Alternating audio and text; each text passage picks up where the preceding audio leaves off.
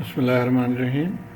In this video, which is from chapter number 13, we'll be solving practice problem 13.2. Okay, so practice problem says determine the phasor currents I1, I2 in the circuit. So this is I1 and this is I2. Now, as you know, straight away we go for the dependent voltage source or the diamond that we draw for each coil. So we'll do that first.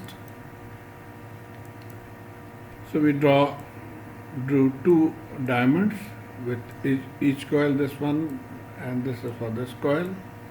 And now we'll write the values here. Now the voltage induced in this coil is due to the current through this coil, and current in this coil is I1. So the value here will be J3, which is the mutual inductance, into I1. So this is J3 I1. But what about here? In this there are two currents flowing, I1 and I2. So for this there is a rule that we have to keep in mind. And that rule says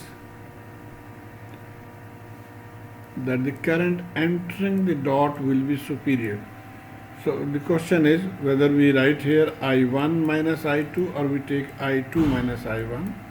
Now if you look carefully, I1 is entering the non-dotted terminal, but I2 is entering the dotted terminal, and therefore I2 will be superior. So we'll write I2 minus I1. So mutual inductance J3 and multiplied by I2 minus I1. This is very important that you follow this. Okay, so after this we'll now mark the polarities, and for polarity we know the current entering or dot entering, dot positive. I follow the method DEDP, dot entering, dot positive. That means the current entering the dot, the other coil's dotted side will be positive. Now in this case current I1 is entering the dot, therefore the dotted side, which is the bottom side of the diamond, will be positive. And similarly, what is happening in the second coil?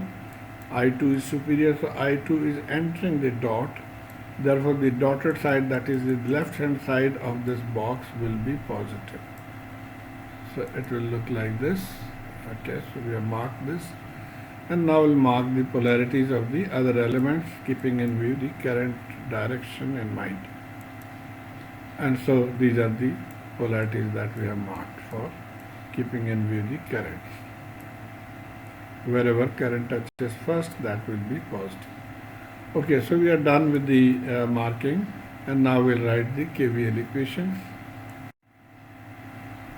So for mesh 1, we'll move like this, and the equation will be, we're starting from here, so minus 100 angle 60, 5I1, J2 I1, this will just copy, plus J3 I2 minus I1, plus J6, since we are in mesh 1, so it will be I1 minus I2.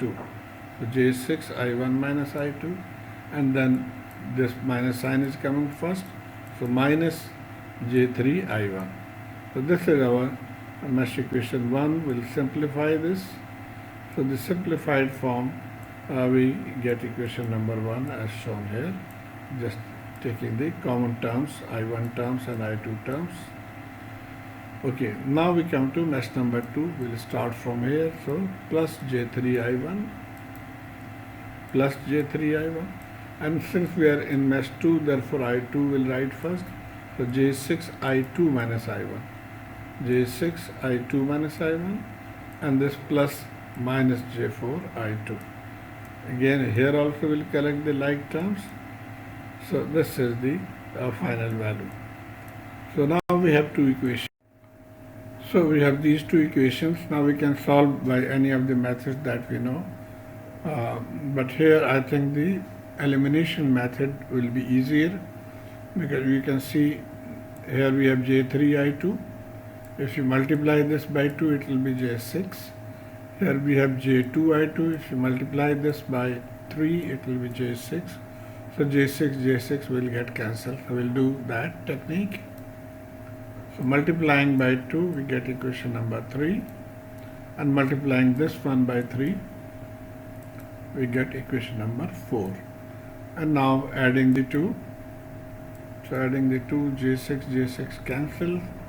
So we get this term. Simplifying,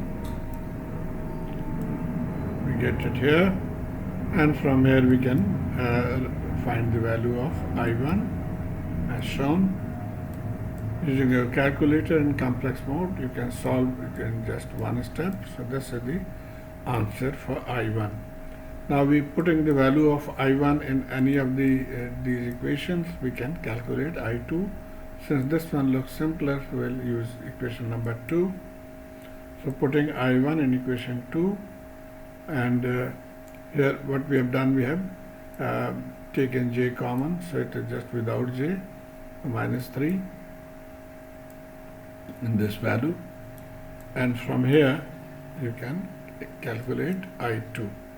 So move this on the right hand side, so I2 will be this value divided by 2 from here, so 26.82, angle 86.5 ampere. So I hope you could solve this question easily. You can follow what I have tried to teach. Thank you.